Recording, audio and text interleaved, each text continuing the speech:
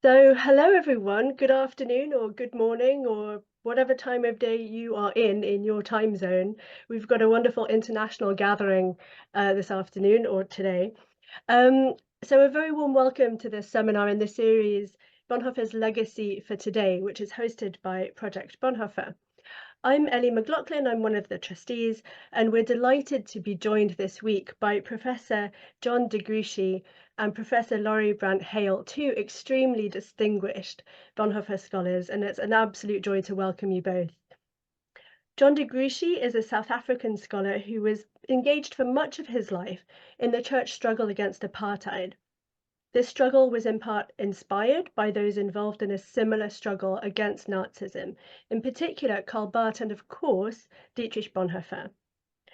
John is Emeritus Professor at the University of Cape Town and Extraordinary Professor at the University of Stellenbosch, and is the author and editor of a vast amount of books on Dietrich Bonhoeffer, the Church in South Africa, contextual, public and reformed theology, social history, Christianity in the arts, reconciliation and justice, and Christian humanism. His recent works on Bonhoeffer include Bonhoeffer's Questions, published in 2019, and Faith Facing Reality. This one, it's very good, buy it now, published by Whitford Stock in 2022.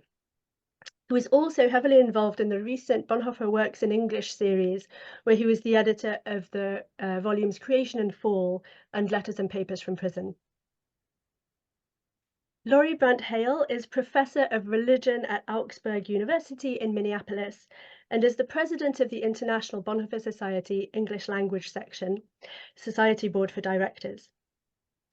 She has written widely on the life and thought of Dietrich Bonhoeffer and recently co-edited the book Dietrich Bonhoeffer, Theology and Political Resistance, which was published by Lexington Books and came out in 2020. She is also the series editor for Faith and Politics, Political Faith in a New Key, which is published by Lexington Press. So thank you both so much for coming to share your wisdom today. I've been really looking forward to today's session. So John, handing over to you with many thanks. Thank you very much for that welcome and summary of my kind of work.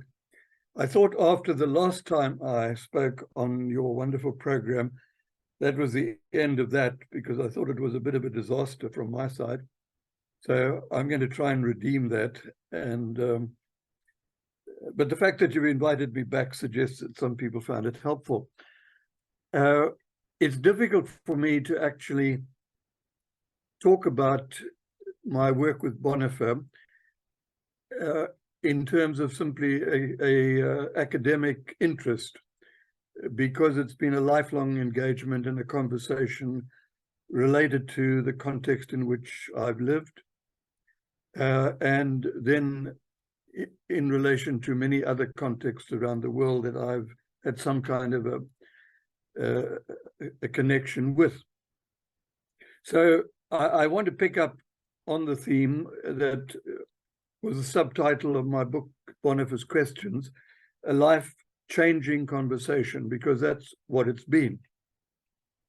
Now, I do know that some of my good German Bonhoeffer friends are always a little bit suspicious when us lot from outside of that context try to do Bonhoeffer in context, because obviously it's full of perils when you try to take the work of a theologian in a very different historical context, a different locality, global locality, and then try and do theology with him in a very different time and place, without making a bit of a fool of yourself.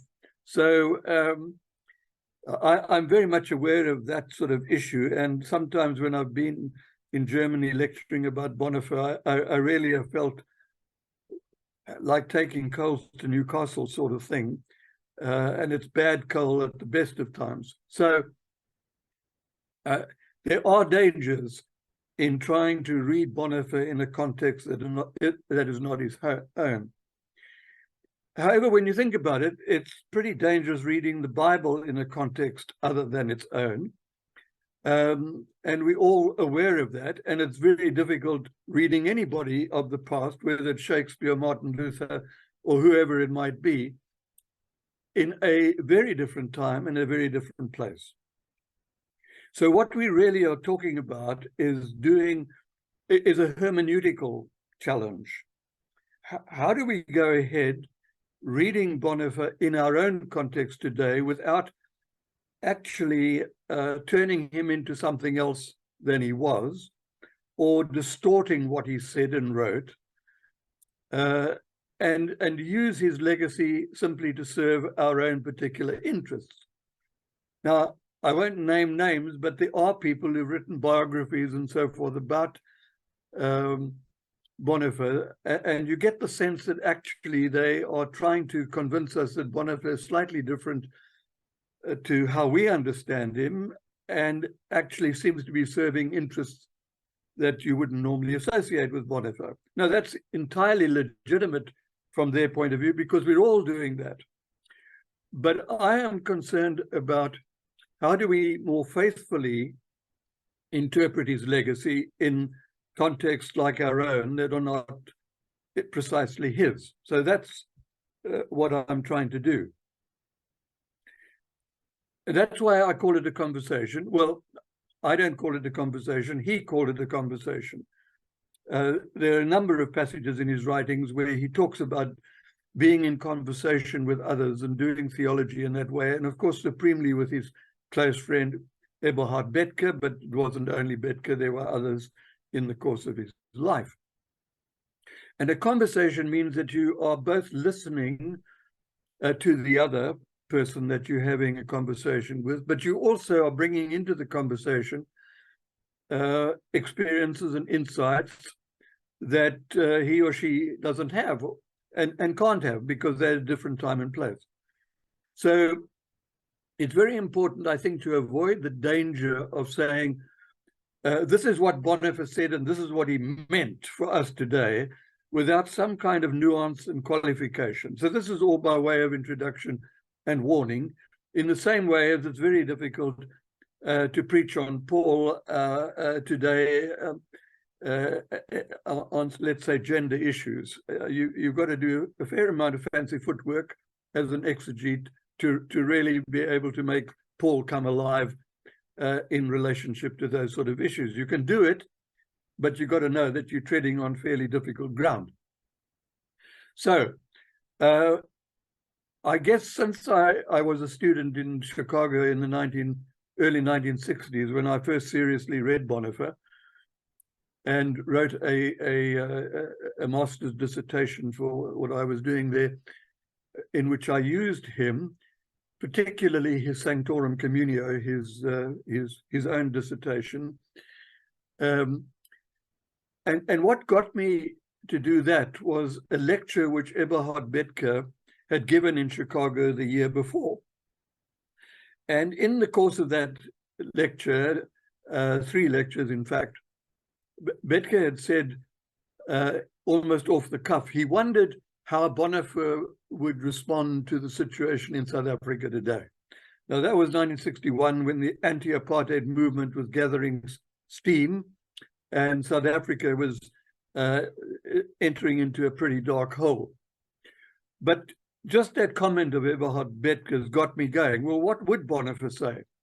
And how would I find out, other than by reading what he wrote and trying to understand where he was coming from in his context?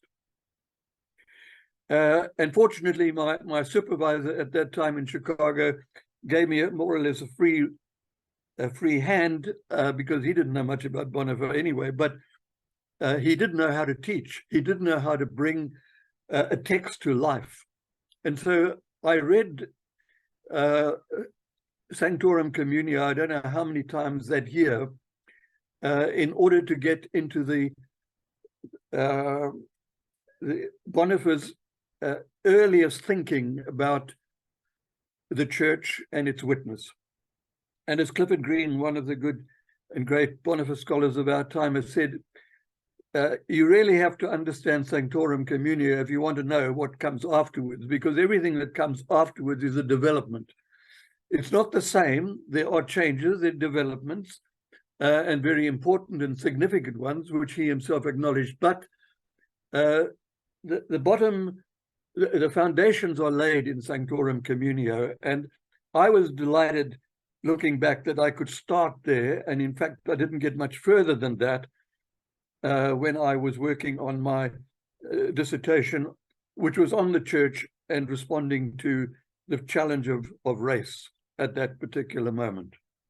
So I think I started at the right place. Now, I'm not suggesting that everybody's got to start with Sanctorum Communio. It can be quite boring reading it when you really want to get to the guts of what he's saying for today on more exciting issues than simply what is the church. Nevertheless, what he said there about the church being Christ existing as community of persons seems to me so fundamental to doing theology. The context in which we have this conversation with him is within the community where Christ exists as a community of persons. So it's, for me, very important to realize that this is the fundamental question that Bonhoeffer struggles with from the very beginning. What is the church? And he lives with that right through till his imprisonment, where he's still dealing with the question, what is the church? He's still thinking of it in terms of Christ existing as a community of persons, but now he's saying it's a community that exists for others. And in saying that, of course, he opens up the whole subject of the church in a way that we can move into it, because it connects with where he had got to in his experience, which is summarized very neatly, of course, in his recollections after 10 years, which is now the preface to Letters and Papers from Prison, where he said that he had learned to see things from below. In other words, there had been a major shift in his perception from 1927, when he was writing his dissertation, to just before his imprisonment, and then when he started to think about what does it mean to be a Christian today in a world come of age, modernity, if you like. And then, well, what is the church then? Because all the way through, his question, what is the church, is contingent upon, well, who is Jesus Christ? Because if the church is Christ existing as a community of persons, we'd better find out who Christ is. So the second most seminal book was a series of lectures which were published as Christology.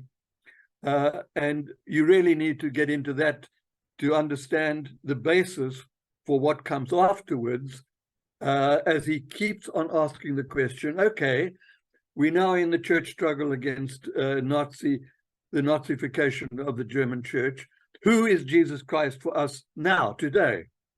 It doesn't mean to say that it's not the same Jesus of Nazareth or the Christ of the creeds, but we still got to ask the question, what does that mean? Who is he now? So that is the second fundamental question in the conversation. And these two questions always go together. What is the church? Who is Jesus Christ? Then we can begin to wrestle with the question, now, what is the church?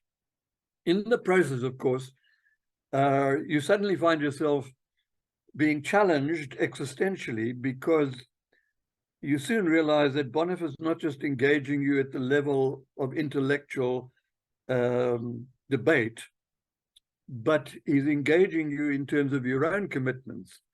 And he makes no bones about that himself, because again and again, you see him struggling with his own identity as to who he is. Where does he fit into the scheme of things? Dealing with his friendships, his relationships, and everything else that makes a person who they are, until finally in prison, at the same time as he's asking now, who is Jesus Christ for us today? And who is the church for, what is the church for others? He's asking, who am I? And he has that wonderful poem that he writes in prison, in which he struggles with that. So if the two questions about the church and Jesus Christ are fundamental, you can't escape in doing theology with Bonhoeffer from the existential challenge that he keeps on presenting and forcing you to say, well, who are you? And the moment we ask that question, you can't answer it in a vacuum. You have to answer it, who am I in my context today? How did I get there? And through what eyes am I reading Bonhoeffer, just as through what eyes am I reading the New Testament, for example? So that is why, as I say, it's a conversation, because you bring into the questions that he is raising your own questions and struggles.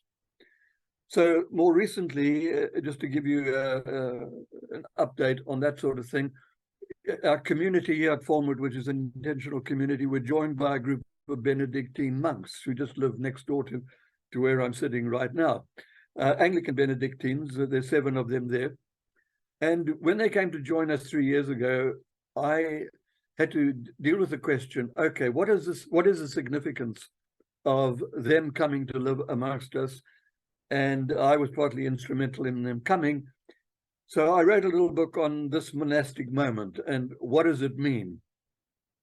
And that sent me back into Bonhoeffer's life together, but also into his own journey with monks and with monasteries at several points in his life. And I remember on one occasion sitting with Eberhard Bethke in a monastery near Bonn, a famous monastery, Maria Lach. And Eberhard Bethke turned to me and he said, you know, John, this place was one of Bonhoeffer's favorite places. And of course, he went there early on as a student from Berlin. He came to Bonn, where he met with Karl Barth, and Karl Barth invited him for dinner. And over dinner, there were 2 other guests. Who were those guests? They were 2 monks from Maria Lach. So the next day, Bonhoeffer went off to Maria Lach, and he was bowled over by this monastic experience. So I worked from there through to Life Together and various other things in his legacy in order to engage with the Benedictines who had come here in our own community and my own appreciation of what was going on. So when I look back, I was a very different person, I think, in 1963 when I was in Chicago to what I am now in 2000 or something. And the journey has been very varied all over the place. And as you can see from my books, they don't all focus on the same subject by any means. But I keep on going back to Bonhoeffer and asking the questions, okay, Dietrich, let's have a conversation about this. Today, I want to talk to you about monasticism. Or today, I want to talk to you about the struggles that we are having with dealing with the past in South Africa, with how do we handle guilt, for example. Or as I'm working now, how do we deal with what's going on in the Sudan, in Palestine, in Ukraine, and wherever it might be, and to try and enter into a conversation. Now, he hasn't a clue. When I talk to him, the first thing he says to me, well, I don't know what's happening in Ukraine. You'd better tell me. Or in Palestine, or in your monastery, what's going on? So you have got to articulate who you are and where you are in order to engage him in a conversation. It's not a one-way thing where you're just reading Bonhoeffer into your situation. It's actually trying to understand, as he did, who he was in his context at a given moment. So if you think that you can actually really get into Bonhoeffer without the challenge to yourself in analyzing both your context and who you are, I think you'll miss out a great deal on getting into conversation with him. How am I doing? I have no idea how long I've spoken. You're doing great. You can carry on, well, 25 minutes, or you can stop whenever you feel like it. Okay, I'm going to just now focus on 1, 2, 3, 4, 5 things that I've highlighted as key interpretive clues in interpreting Bonhoeffer.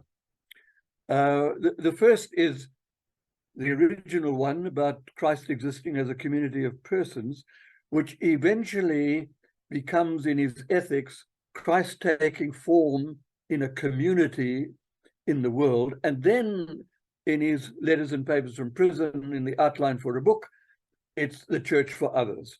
Now, that one is one trajectory that seems to me to be very important in binding his work together, and it touches on our lives at a number of points. The second is what he says in his ethics about the penultimate and the ultimate.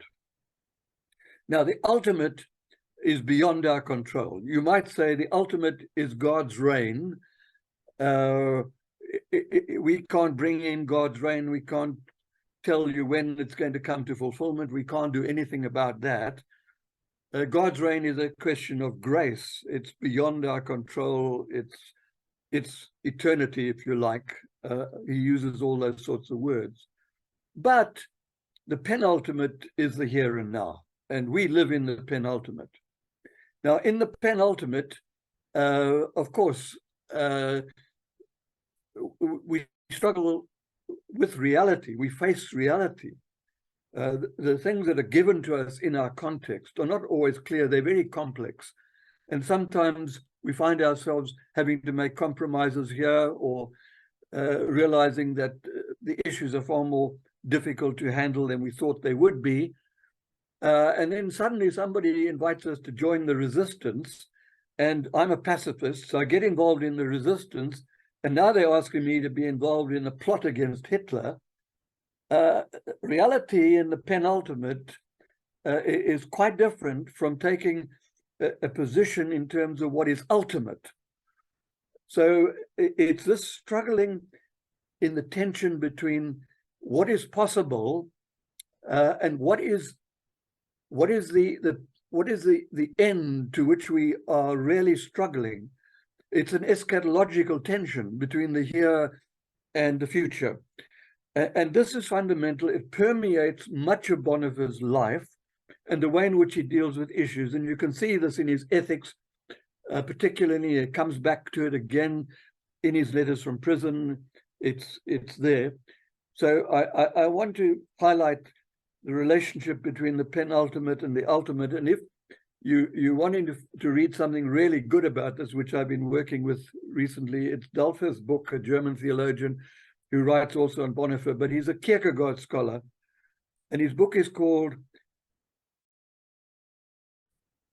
and that seems to me to be very close to, I talked with him the other day when he was at Stellenbosch. We had a conversation, not Bonhoeffer, but Delveth. And we were talking about this and locating Bonhoeffer in struggling with being passionate about the coming of God's kingdom in terms of what is possible here and now. The third thing, again from his letters, is this interesting playing with a musical metaphor, cantus firmus and the polyphony of life. And the way in which I explain that to students is, most of them know more about jazz than they do about Bach, is to say that, you know, in jazz, which Bonhoeffer enjoyed, of course, he loved jazz. In jazz, there's always something that holds the band together. But every now and again, the trumpeter gets up, or the drummer gets up and they do their own thing.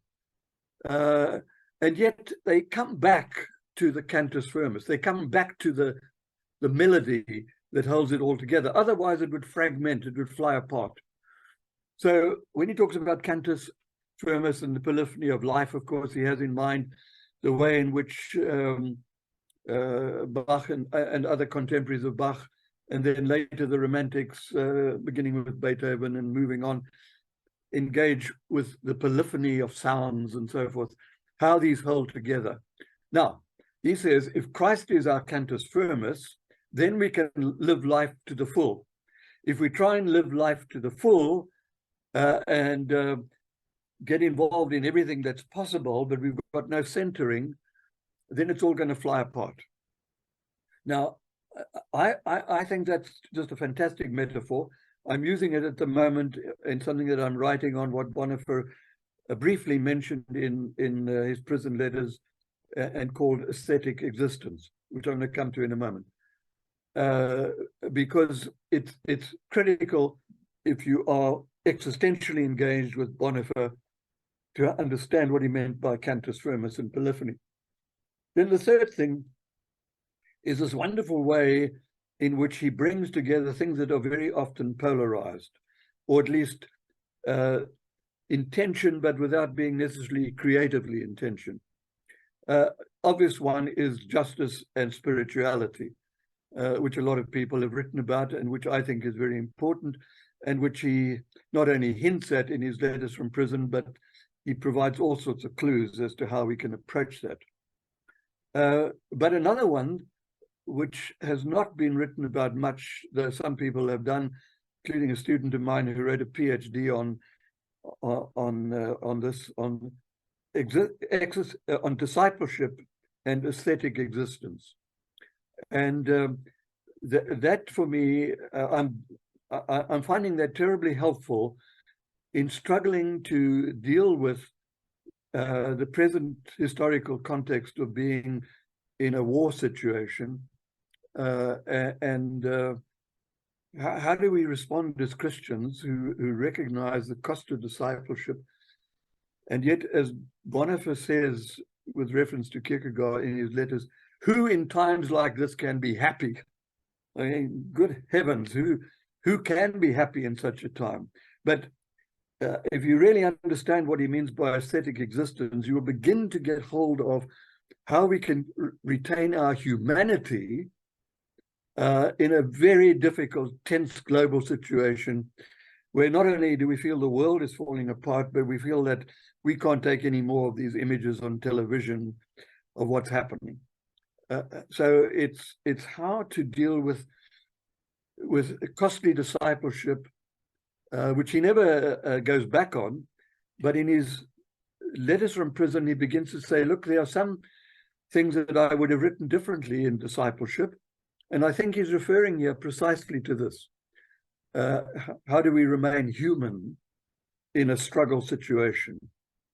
How do we bring humanity into a dehumanizing context? And that, of course, is with other people who are committed to the human project, not just Christians, but Muslims and Jews and anybody else. It connects us with others. So, and artists, of course, as he was a musician himself. And then something that I mentioned right at the beginning, which I come back to again and again, and it's connected to aesthetic existence, because if you read Seeing Things from Below, and you read how he says that he's begun to learn things from below in terms of how the world is seen from the perspective of those who suffer and are oppressed, and so forth and so on. And we know that passage very well, and I think it's a key to understanding where Bonhoeffer is in that part of his life. But people don't read all of that. They stop, it seems to me, after they read the bit, I've learned to see things from below, the position of the suffering and oppressed. But if you read a little further on, you begin to see something creeping into what he's saying. He says, more or less saying, and I'm not quoting him, saying, okay, now we've still got to live our lives. We've still got to be human. How do we retain our humanity in that sort of situation? And I think he's picking up on what he wrote earlier about aesthetic existence. But as I say, that's all in a paper that I'm writing at the moment. So I'll stop at that point. Thank you very much for that. There's so much richness and variety in what you've just said. I wonder, before we pass on to Laurie, if I could just ask you one question, John, because my connection, I don't know if anyone else's connection glitched at a crucial moment when you were telling us the title of the book in relation to ultimate and penultimate things. Would you be able to remind us what that book title is? It was dealt with in ethics, in his ethics. Mm-hmm. And then the book that you recommended by the German... about Dulfurth. passion for the possible. Thank you very much. It's really a study of Kierkegaard, but he's also involved in Bonhoeffer studies in Germany. So Brilliant. Thank you. And so a quick reminder to everyone here that if you would like to put your questions in the chat as we're going along, then after Laurie's response, we'll be going through those. And it's really helpful if we have questions in the chat, because it means that we can look through them and group them, perhaps to direct them to both of our speakers. So please, if you have a question, don't just hold on to it, and you might forget it between now and the end. And so just put it in the chat and we will come back to it shortly. So without further ado, Laurie, I shall hand over to you. Thank you. Thank you. And thank you, John, for just a rich introduction to thinking about reading Bonhoeffer together and being in this conversation. So I've known John for a long time. I think we probably met probably at the 2000 International Bonhoeffer Congress in Berlin. Is probably the first time that we met one another. And so, you know, I've read so many. I pulled a lot of your books off my shelf. I have a stack sitting here thinking about all the things I've read, all the ways you've been helpful to me in my own work over the years. And like many on this call, I've been reading your newest Faith Facing Reality.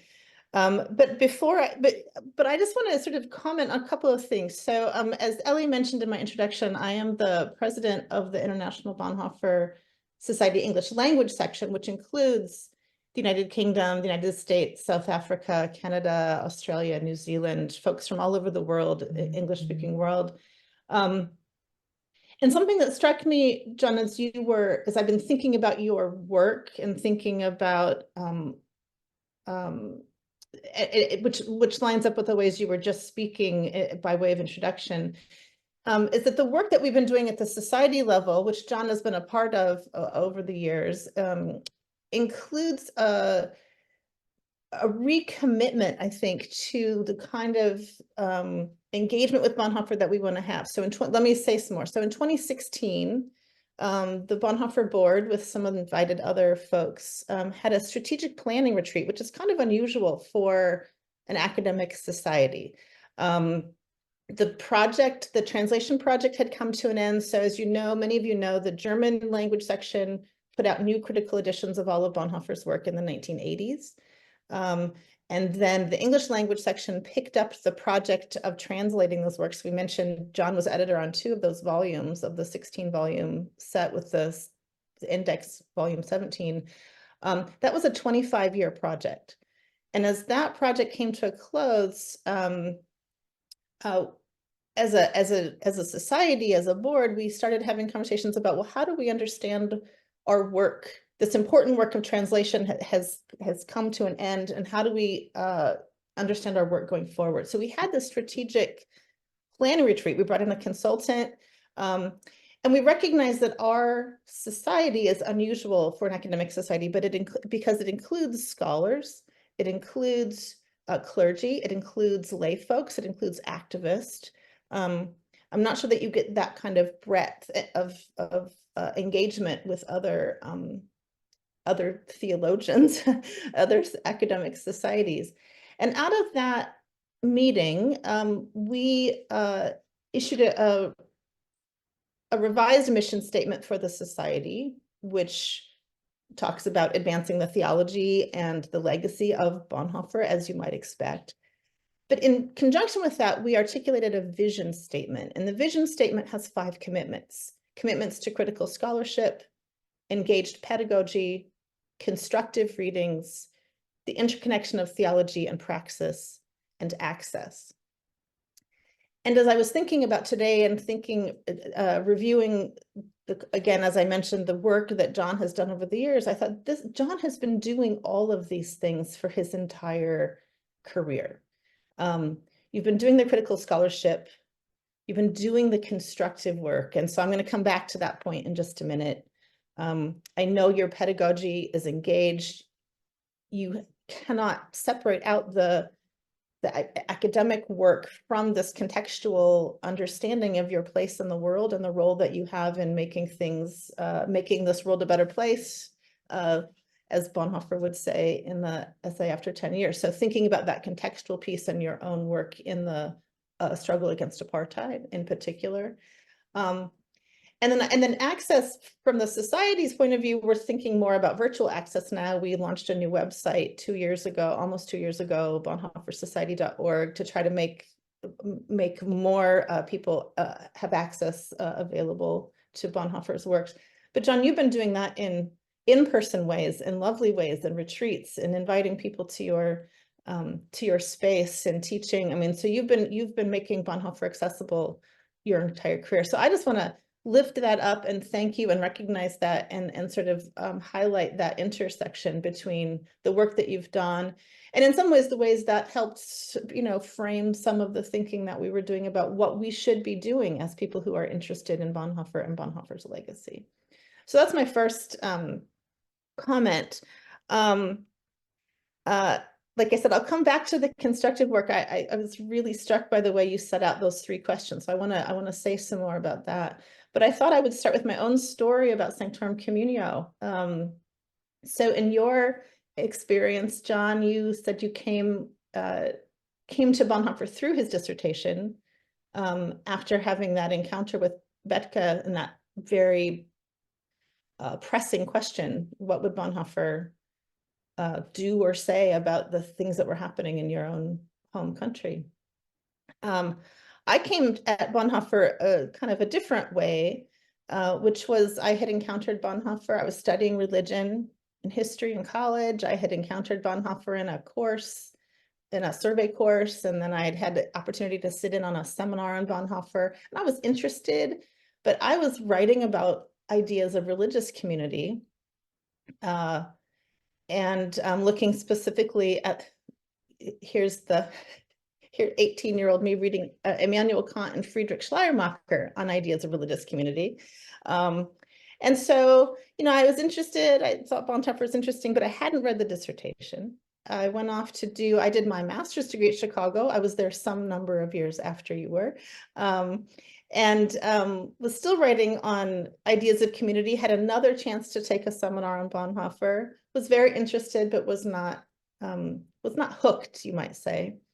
And then headed off to do my PhD work at the University of Virginia, and got to the point of starting to write my dissertation proposal, and still thinking about the importance of community. That was very, it was very important to me. I was wondering, actually kind of existential questions related, or ontological questions related to what is community, who's included, who's excluded, those kinds of questions. And someone said, well, you need to read Bonhoeffer. I said, well, I've read Bonhoeffer. And they said, well, you need to read his dissertation, which I had not read. And I had that experience where, I don't know if you had this experience where someone recommends like a movie, for example, so enthusiastically that you don't want to see it. Right? They're just so over the top. And so I kept putting it off, and finally I said, okay, fine, I'll read the dissertation so I can kind of check it off my list and go on my way. Well, it was a game changer for me, because I read the dissertation and everything people had said I might find was there and more. And so I ended up writing on Bonhoeffer. My dissertation was on questions of intersubjectivity. So the other connection that's interesting to me, though, that I was also at the same time reading St. Benedict's Rule, and was thinking about Bonhoeffer's stay at the Benedictine monastery in Natal, and encountered this interesting piece. It's buried. You have to look for it pretty hard. Where he had written that he felt like he had not lived up to the 23rd mandate of St. Benedict's Rule, which is to greet each stranger as Christ. And I was struck by that. And so all of those pieces came together into what I ended up working on. And so all of that is to say, I really appreciate the way that you are thinking about those connections too, John, and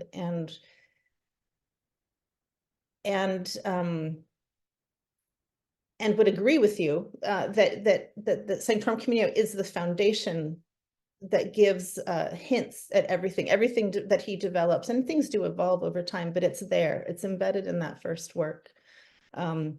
And it really is important to take a look at that as you're reading the rest of this work.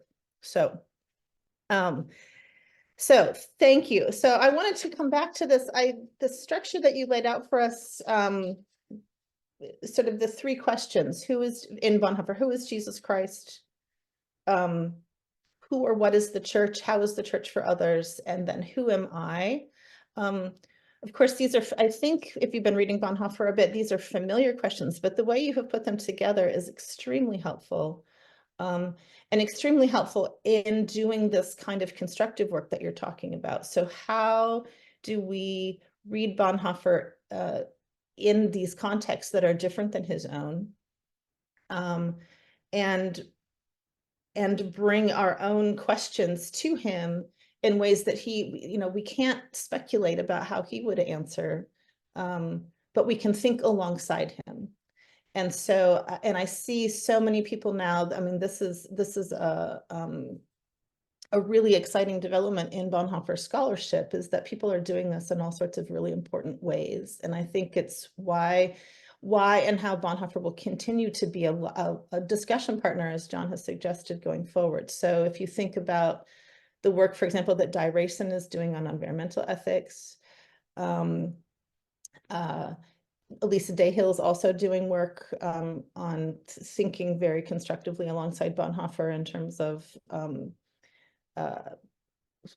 rewilding our theology and thinking about the relationship that we talk about, the way Bonhoeffer talks about the church is only the church when it's there for others, or we talk about the way that he talks about transcendence being present within the neighbor, that the definition of neighbor is expansive, that includes the natural world and creatures and that kind of thing. I just had the absolute delight to be at the International Bonhoeffer Congress in Sydney.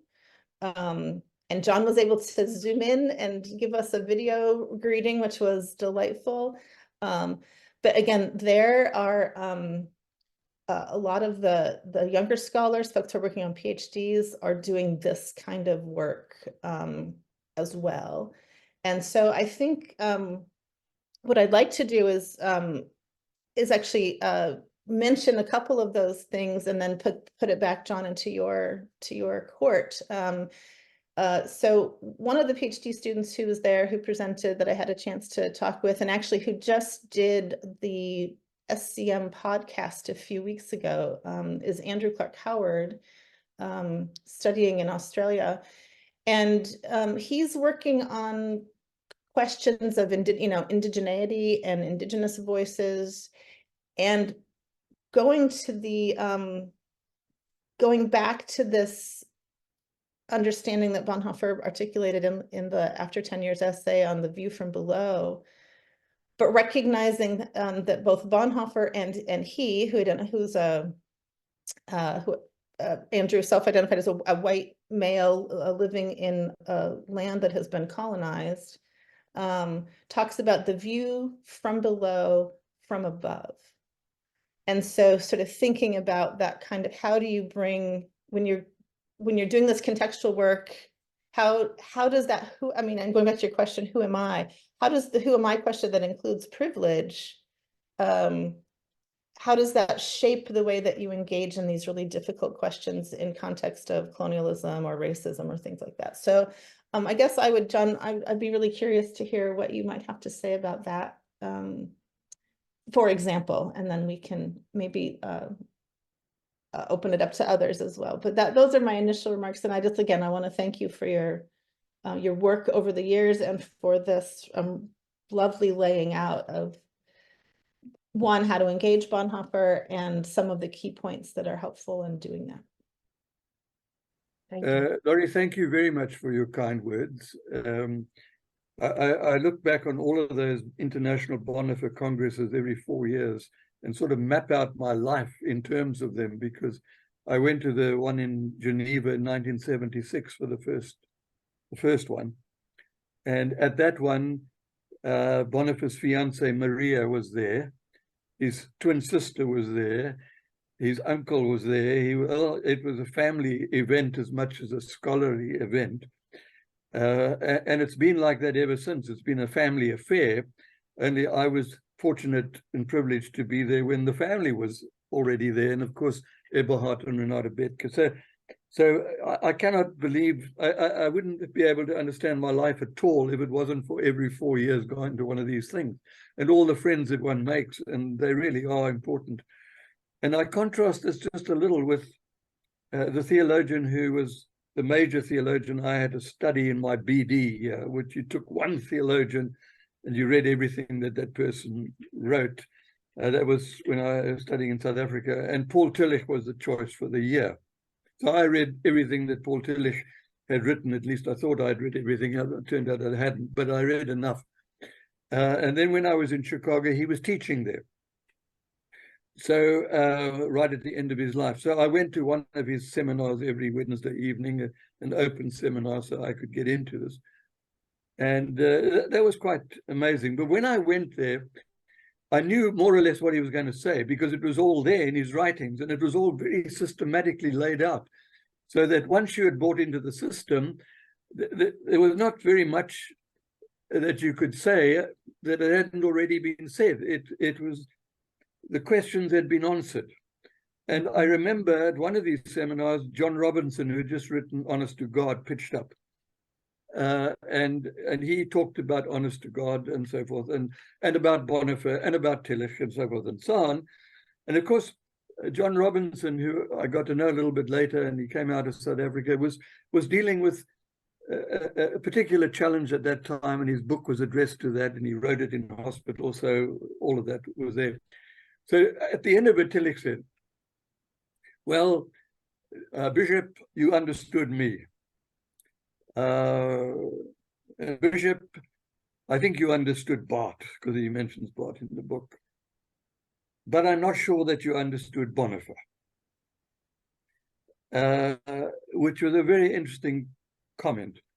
And I think the reason is because there's no system. Bonhoeffer doesn't present a complete closed system. That doesn't mean to say there's no coherence in his work, but the coherence is shaped by the kind of questions that I raised at the beginning, and some of the ideas that emerge in the course of him processing them, but in different contexts. So there was a sense in which Tillich was saying in Berlin in the 1930s what he was teaching students in New York at Union Seminary in the 1950s, because the system was all neatly worked out and brilliantly so. Bonhoeffer never did that, and I think he resisted that. So that's part of the reason why he is such an important theologian for breaking open situations, and you refer to what the Bonhoeffer Society is attempting to do and some of the people who are working at that. And they can do that because Bonhoeffer allows them to do that. And you can't have some, well, I gave a paper at that Geneva conference, a Bonhoeffer conference in 1976 in Geneva, and one of Bonhoeffer's students was there, who I got to know also afterwards. He's one of his students, both from Berlin and from Finkenwalde, who said, but Bonhoeffer would never have said that. And I was overawed, and I thought to myself afterwards, well, maybe Bonhoeffer would say that in a different time, in a different place. So that's the challenge.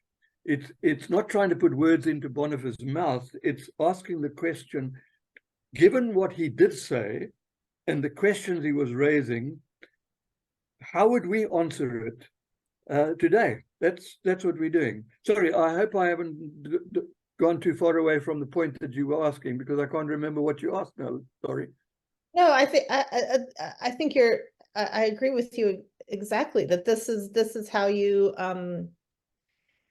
Bonhoeffer actually worked specifically against systematizing. I mean, his whole entire ethical enterprise is to say you can't universalize, you can't have universal principles. They don't hold up because in real situations, you need to look at concrete reality and make decisions accordingly based on a foundation, the sort of Christological foundation.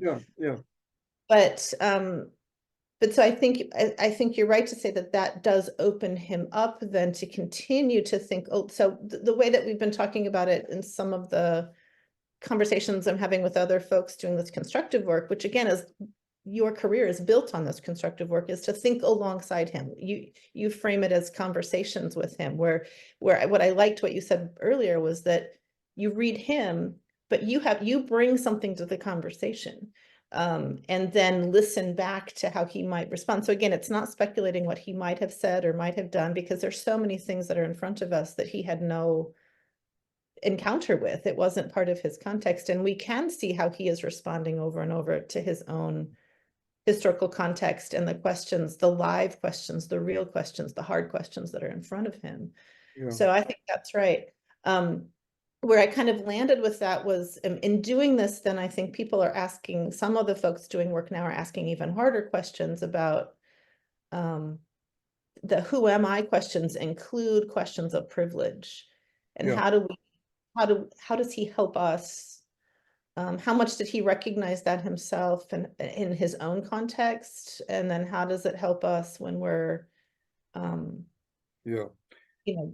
I think can I pick up on that, because I think that's quite critical, obviously, today, and I try to address that in faith-facing reality in terms of the post-colonial debate.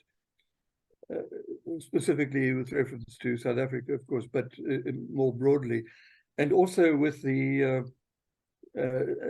Palestinian issue, because would he have said the same thing today as he said in the 1930s in terms of the Jewish question, and how do you connect these up?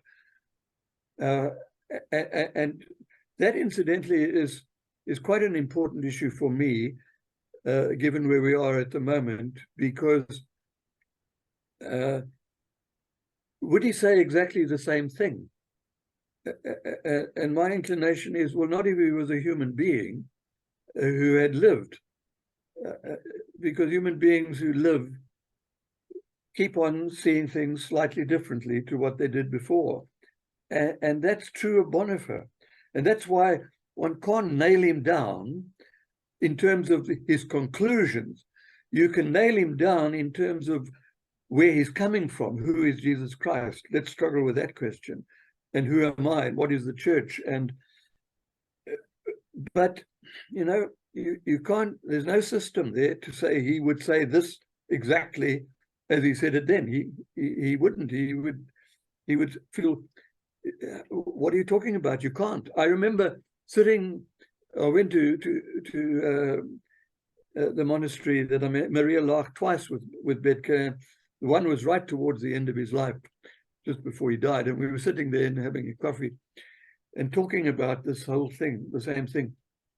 And I said to him, look, I've never asked you this, and I hesitate to ask because I don't think it's fair at your age that you have to answer it. But what would he say about the Palestinian question today? And he said, you're absolutely right. I can't deal with that. I'm too old to actually have to handle that. And that's absolutely fair. Absolutely fair. But it wasn't, but it didn't mean that I wouldn't have to struggle with it. That I wouldn't have to go back and ask some hard questions of Bonhoeffer. If Jesus Christ is who he is today for others, then where are we on that particular issue? And it's been a tough struggle for me because I was brought up in post-Holocaust studies. I mean, that's where I came from. So, and that's where I read Bonhoeffer a great deal. But I'm not sure at all, as I said in one of the essays in that book, that I would be where I was 30 years ago on that. And that's what's so challenging about Bonhoeffer. He isn't going to be exactly where he was when you last encountered him. Yeah, thank you so much for that for that conversation. I was thinking, when you were talking about Bonhoeffer's own position of privilege, and does he ever address that? How might he help us think through our position of privilege when we're grappling with his ideas in our own contexts? The thing that sprang to my mind is the piece in the fiction, the drama, where he's talking about the character Heinrich, who's from a very disadvantaged background, and the character Christoph, who's the reverse. And they're talking about the concept of having ground under their feet. And Heinrich, the disadvantaged young man, is saying, I never had that. I don't know what that means. And Bonhoeffer links that to trust. And he's kind of implying, oh, well, it's normal then that Heinrich doesn't really trust anyone because he doesn't have a kind of social stability network that teaches trust or imbues trust. Whereas Christoph is kind of saying in their dialogue, well, you can just trust people, that it'll be fine, but that's because of his own context of privilege and of a very solid social system, social network. So yeah, that was one of the things that kind of came into my mind when you were asking that, or reflecting on that. Yeah. Well, Bonhoeffer was an aristocrat. I mean, let's face it, that's where he comes from. Indeed. Yeah. I would like to go, if we can, to some of the questions that have arisen in the chat. Let's one is a factual question. So from Robert Jags Fowler, according to George Marshall, the biographer of Albert Schweitzer, who, like Bonhoeffer, was a Lutheran priest as well as a medical missionary, Schweitzer and Bonhoeffer met in London in 1934. So Marshall, who knew Schweitzer, records that Bonhoeffer and Schweitzer discussed common problems, i.e. shared problems of the penultimate. So that's where we're going here. However, frustratingly, says Robert, I never managed to find any further reference to that meeting in the works of Bonhoeffer or of Schweitzer. Does either of you have any insight or knowledge of the details of that particular meeting where they were discussing the penultimate? Laurie? I will defer to you on that question. I don't know whether there's anything on the penultimate and ultimate issue, whether they discussed that I don't know. But the person that I would address this question to is Keith Clements, because Keith knows Bonhoeffer's stay in England better than anybody else. And I mean, Bonhoeffer had a conversation on one of the underground platforms with somebody. I remember reading about that just in passing, but it was a very important conversation. I can't remember the details of it, but it wasn't Schweitzer. So there are these anecdotes and things that are mentioned in various letters and things. So Keith would be the guy to answer that question with much more certainty than I can. Thank you. So from a rather tight focus to a rather larger focus, a question from Adam Kirby, and I think it's particularly helpful that we have two scholars from outside of Europe to address this question, because it gives us some added insight, I think. So Adam says, given that Bonhoeffer became part of the plot to assassinate Hitler, what do you think that says to us today as we face the question of the rearmament of Europe in the face of the Russian invasion of Ukraine and possible threats to the rest of Europe? Yeah, right now I'm quite glad I'm not a European, but because I think we're in one of those historical periods of incredible ambiguity to begin with, which Bonhoeffer throughout the 1930s wrestled with, and you can see this in his ethics, not least in the penultimate and ultimate thing, as the questioner rightly puts his finger on it. I do kind of address that in one of the essays in Faith Facing Reality. I think it's the last one, where I couch it in terms of the COVID pandemic, because that's where Bonhoeffer's thinking about resistance and the assassination starts. He says, let's imagine for a moment I mean, this is long before COVID hit us. Let us imagine for a moment we're on a cruise ship somewhere in China, and some people get seriously ill, and it's a question of what do we do? Do we get rid of them in order to save the whole ship, or do we all sail off and all of us die? I mean, that's putting it crudely, but it's almost incredible that he actually uses that example. And I read that again just as COVID was hitting and cruise ships were the center of the attention. But he was actually dealing with the resistance and with struggling with to know whether to be involved in the assassination plot. That's the backstory to what he was writing about. And I think the two lines that I would follow, in addition to perhaps what I've said before. The first is, and Clifford Green makes this point often, Bonhoeffer never gave up on being a pacifist, but he wasn't an absolute one. Now, a pacifist, a real pacifist will say, well, you can't not be an absolute pacifist if you're a pacifist. That doesn't make sense. But what Clifford was saying was that he never gave up on actually working for peace, of finding ways to make peace. I think he would have been horrified by the way in which, for example, his country, Germany, is producing armaments that is being used, for example, in Gaza at the moment and in Israel. I think he would be absolutely horrified. If he had done nothing else at this moment, he would have said, we've got to stop the armaments that are flowing from Europe to the war in Sudan or the war in Gaza or wherever it might be. I'm quite sure he would say that. We don't have any evidence that he would say that, other than he would have worked for peace. And he was, throughout the 30s, he was concerned about disarmament. So it's not difficult to see how he might have come at this. If you are saying, well, would he support the assassination, let's say, of Putin or Netanyahu, or of whoever else you want to make your favorite demagogue to be assassinated, he would say, well, hang on a moment, you're asking the wrong person. I'm not living in that context. I'm not in Moscow right now. I don't know what's going on in the circles in the army. And of course, he was connected to the military establishment when he got involved in the resistance. He said, I really can't answer that question for you. You've got to answer it for yourself. All I can say to you is, okay, ask the fundamental questions. Who is Jesus Christ for me right now in terms of the situation I'm facing? And don't try and answer that alone. You can only answer that question in community. Who are the people that you are working with? Because Christ exists not in isolation from community. And if you're not connected with a community that is struggling for peace, then you've got nobody to ask to deal with. You can't just answer that question in isolation.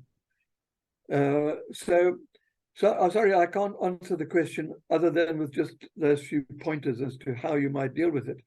What I do know is that we asked that question in South Africa in terms of support for the armed struggle. Or was it legitimate to assassinate one of the prime ministers like Verwoerd, who was pushing apartheid? We did. Those questions were certainly on the horizon, and one struggled with them. But you can only struggle with them in situ if you are there in the context and within community. I don't think you can do it in isolation from that. So, sorry, that's not a very helpful answer. No, not at all. It helps us think through Bonhoeffer's challenge to us in our own context to, think, not be wholly reliant on another theologian to provide us with a ready-made answer. Yeah, Laurie, would you like absolutely. to chip in on that? I think John gave us a really helpful framework, so I don't have much to add other than I would just reiterate the sort of the impetus for Bonhoeffer. Part of the impetus for Bonhoeffer's involvement in the ecumenical movement was his concern with peace, and so that 1934 Fano speech is very powerful, and I think would be helpful in this context. Absolutely, that's very important. I remember staying with Eberhard and Renata Betke once, and I was on my way to a meeting of the World Council of Churches Commission on Faith and Order. Happened to be a meeting in Spain at Salamanca, and as we were driving to the train station, I was getting on the train to go down to Madrid, he turned to me and he said, "You know, I hate to tell you this, but Bonhoeffer would never have gone to a Faith and Order Commission meeting." So I was sort of set off balance, because here I was going off to the Faith and Order meeting. And I said, "Why?" He said, "Because he was only really interested in ecumenical gatherings where they were struggling with how to make peace in a war terms.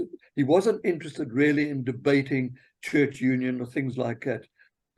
He was wanting to see church unity in action as Christians together struggled with the big issues facing them, which is what happened at Fano, exactly, and why he said what he did at Fano.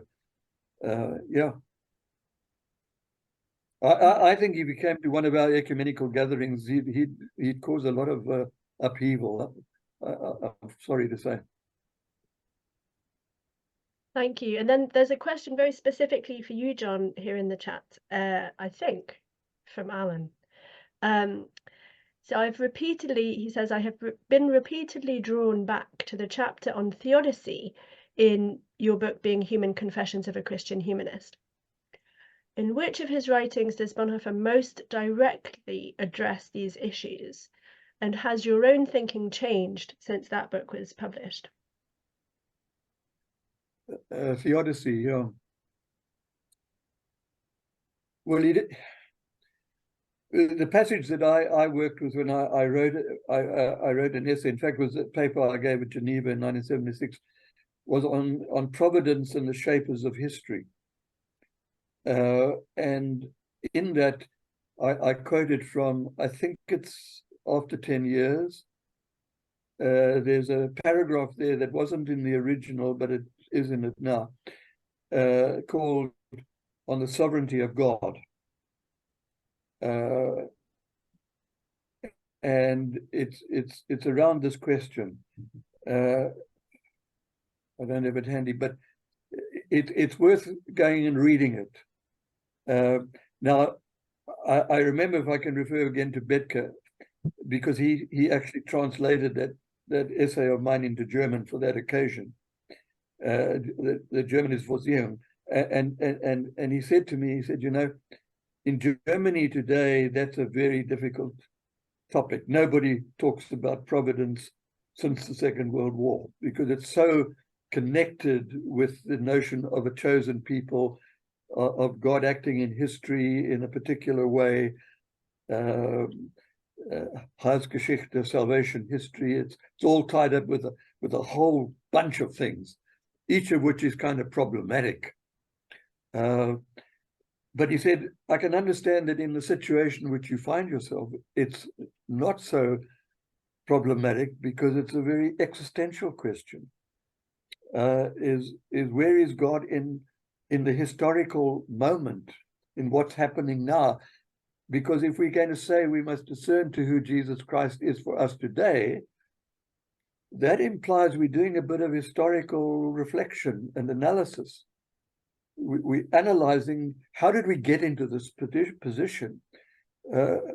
What's the origins of the conflict that we're having to deal with? Because you can't just respond to them as though there's no history to them, as though these things just happen out of nowhere.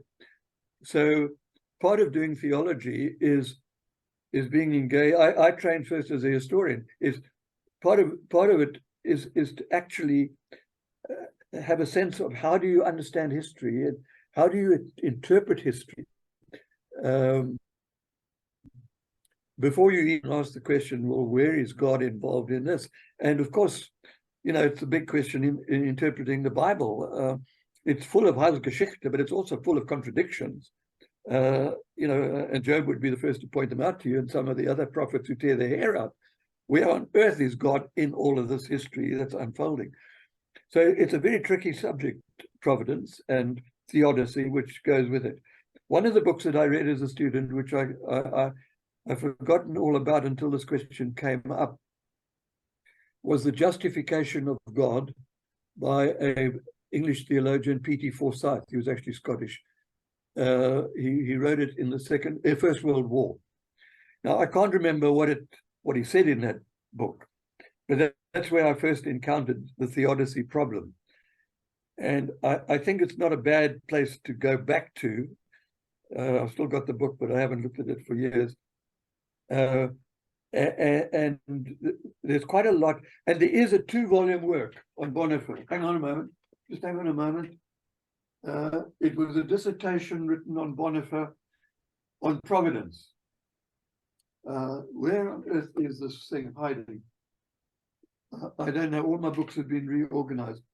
But somebody, and it'll be there in the bibliography. So I think his name was Crichton, and he wrote his dissertation on Bonhoeffer and providence, and he traces the whole thing. He goes back to Irenaeus, Augustine, and from then on he works through right to Bonhoeffer.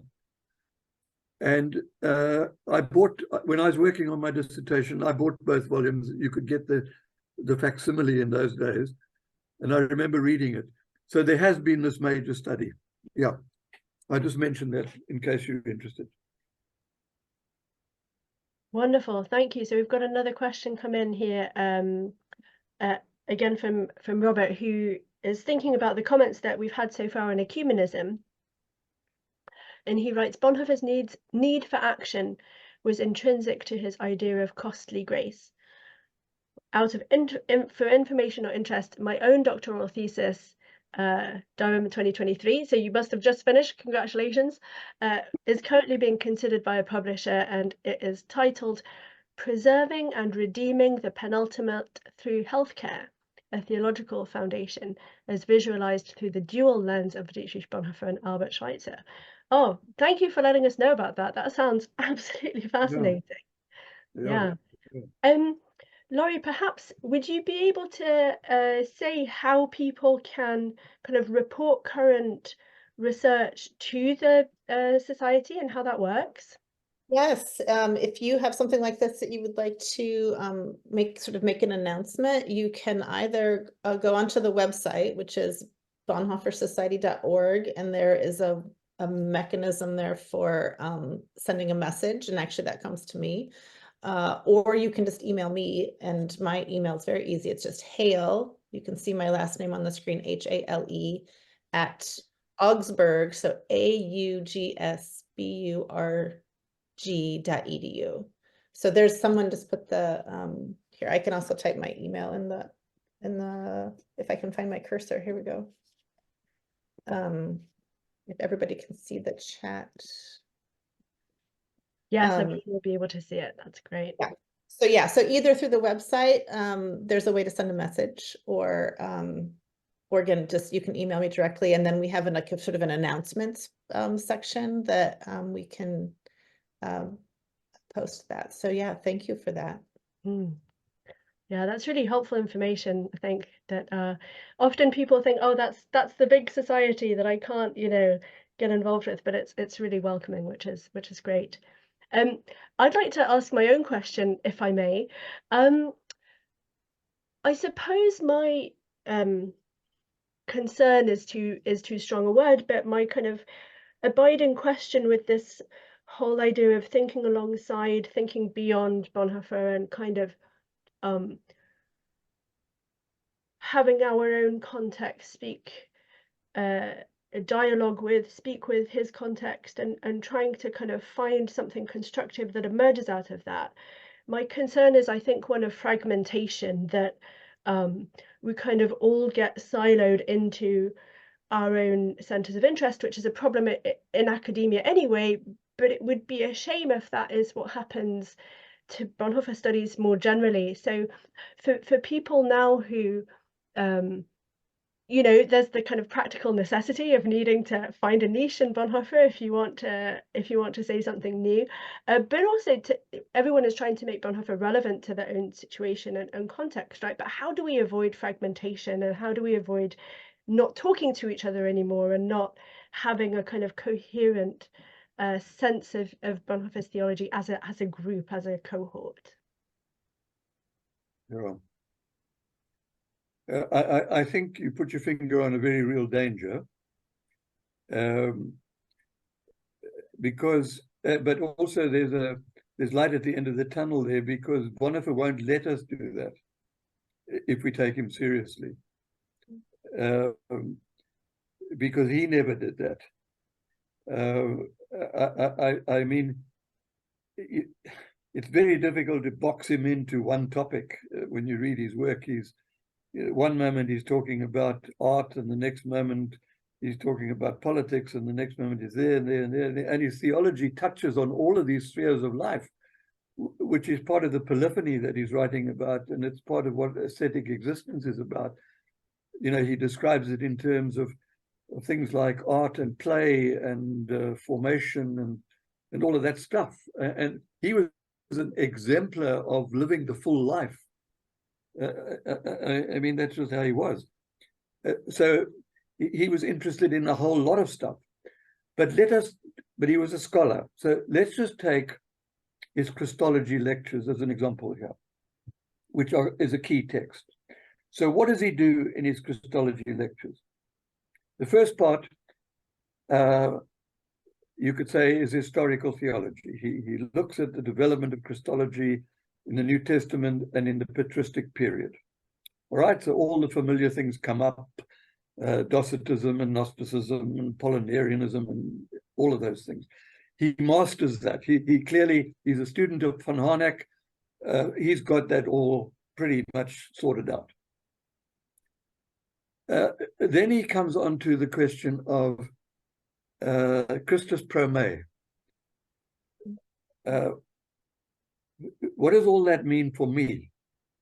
Now, in asking that question, he doesn't jettison what he's been dealing with at all. It's all there. It's not to say he's going to say, well, the patristics were wrong or whatever it was, but he's living out of that body. He's living out of the confession, if you like, as he does. You know, let's take another example, the Barmen confession. He lives out of that until he gets to the point where he says, that's now becoming a problem because it's leading the church in Germany in a retrogressive way. They can't get rid of being at Barmen. The confessing church is kind of trapped. And this is the church that he had pinned his hopes on. You know, when you read his prison letters, he's saying to Betke, gee, we've got to break that whole thing. He wants to break it. So Bonhoeffer is at the same time an iconographer. He's living with the tradition. And an iconoclast. He's breaking images of the tradition that no longer work or fit because they actually distort the tradition. And therefore, if you are struggling with him on a particular issue and you box him into that, he's the person who's going to say, don't box me in. I'm not a one-issue person. The Christian faith is Catholic. It's the whole of life. It's every aspect. Don't let yourself be caught in that trap. And we can easily be. I know that. I've been an academic. And it's very, very easy to do that. And you see people, and then they can't actually talk to anybody else. They really find it impossible to break out of that. And if you're actually dealing with Bonhoeffer, he keeps on saying to you, hang on a moment, don't let that happen to you. And the biggest answer to that question is he refused to become an academic. He refused to actually go into academia. Partly it was circumstances. It was Germany in the 1930s. You don't go into academia if you've got any sense at that point. But even before that, he had more or less seen himself as a servant of the church. The problem was the church was in such a lousy situation that that was also problematic. But nevertheless, he did theology not for academic purpose, but he did wonderful academic theology, no question about that. I mean, you just got to read his stuff to know. He knew what it was all about. And part of the tragedy today is that, in a sense, we come to Bonhoeffer without appreciating where he's coming from in terms of his knowledge of the tradition out of which he works. And therefore, we hear him say something, we say, ah. And I think that's what happened a little bit with Honest to God. It wasn't that Honest to God was all wrong. And John Robinson was a great New Testament scholar. He knew where Bonhoeffer was coming from, I think. But his readers didn't always. So they got a picture that was a little distorted. I think that happens again and again. And it's easy for us to say if we've been immersed in the tradition, because not everybody has the opportunity to do that. So I'm hesitant to even say it. But it is important when you hear Bonhoeffer say something and you say, wow, to ask the question, well, where is he coming from in saying that? And why is he saying that now? Those are two very important. And that's why you can't do theology in isolation from being in a community like your group is doing now. I mean, being together, or the Bonhoeffer Society. And the Bonhoeffer Society, as Laurie said, is made up of people of different disciplines, not all theologians by any means, or people with that knowledge. But within that context, we try to interpret Bonhoeffer in terms of the way in which we know where he's coming from, at least we think we do, and we know what he's struggling with, but help us to understand today. If you're an artist, please help us to understand where we are in terms of artistic understanding of the world and so forth and so on. Interpret for us the icon of Christ trapped under the rubble in Bethlehem. What are we seeing there? Yeah, thank you, Laurie, please. I would just add that in a different direction than so John, you talked about sort of the way he is expansive in terms of his interest and his the things that he's dealing with explicitly that give us lots of options to sort of be thinking alongside Bonhoeffer and doing very different things. But there's also this continuity that you described earlier in your opening remarks, and we've discussed a little bit, the sort of continuity in his work. So I was thinking, when you asked the question, I was actually thinking about a student I had. So I get the chance on a pretty regular basis to teach Bonhoeffer to undergraduate students. And a student I had quite some time ago, maybe even 15 years ago or so, I just remember she was in this class. It was a deep dive whole semester on Bonhoeffer. And, we'd been reading, we'd been learning together. And at the end of the semester, the students were invited or required to do a final project. And I remember she came to me, she said, I'm having such a hard time deciding what to do, because every time I decided to do one thing or pick one topic, it's so connected to everything else that I can't untangle it from all the other ideas. And so I don't know how to just do this one thing. And the way I think that addresses your question is that even as people are using Bonhoeffer in their own context or with their own particular set of questions or interest, I think there is a continuity that holds everybody together. And so that ultimately the conversations circle back into a common conversation. I saw that this last month in Sydney, where attending the keynote sessions and attending the paper. So there were 6 plenary speakers, and then there were 20 some breakout sessions that had 2 to 3 papers in each of those sessions. And I heard, they were vastly different, and yet at the end of the day, there was a common conversation happening kind of throughout. So I hear your concern, and I think it is mitigated somewhat by Bonhoeffer's own the continuity of his thought that did develop and evolved and changed over time as he encountered new questions and had and the context shifted, but fundamentally stayed in conversation. The prison work is in conversation with the dissertation and the ethics and so on. Yeah. No, I agree fully with that. That's absolutely right. We were in a sense in a privileged position in South Africa because there were so many trajectories in Bonhoeffer's legacy that connected with the situation. And so many, I mean, we immediately could see a trajectory there that we could look at that would help us to inform. Yeah, and that's not true universally, of course not.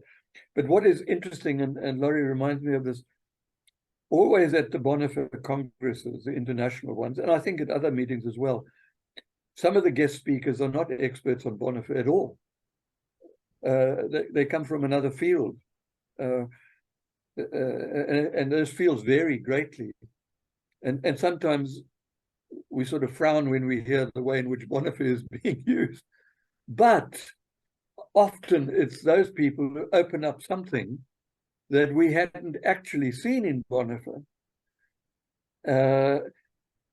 And that speaks to both the coherency of his work, because it's held together by some key questions and themes, but also the fact that he was in touch with reality. So if somebody comes from a scientist, for example, to speak about Bonhoeffer, there's stuff there to work with. And Bonhoeffer would immediately recognize it, but a lot of people who don't know Bonhoeffer very well would say, where's this coming from? Well, thank you. I think those comments take us to a really full place to end this afternoon. Bonhoeffer as in touch with reality, indeed Bonhoeffer, the theologian of reality, able to discuss a multiplicity of themes and tie together a multiplicity of concerns in his own work, and indeed, as we've seen in both of your contributions this afternoon, leading to such a richness and diversity of questions for us still today. Thank you so much, both to both of you, for everything you've contributed this afternoon. I've had a great time sitting in my little room in Oxford, and I'm sure that everyone joining us from all over the place has benefited really greatly from your contribution. So thank you so much. Can have a little Zoom round of applause. I also wanted to remind everyone that this session, just as previous seminars in this series, was recorded. And so if you know people who were disappointed to not be able to be here this afternoon, please do let them know that the recording will soon be on our website, accessible on Project Bonhoeffer. So please do drop by and check out when that becomes available. If you're not already on our mailing list, please do check out on our website where you can join that, so that we can let you know of our upcoming events. And have a lovely and hopefully dry, wherever you are, it's not dry here, rest of your day. Thank you so much for coming, everyone.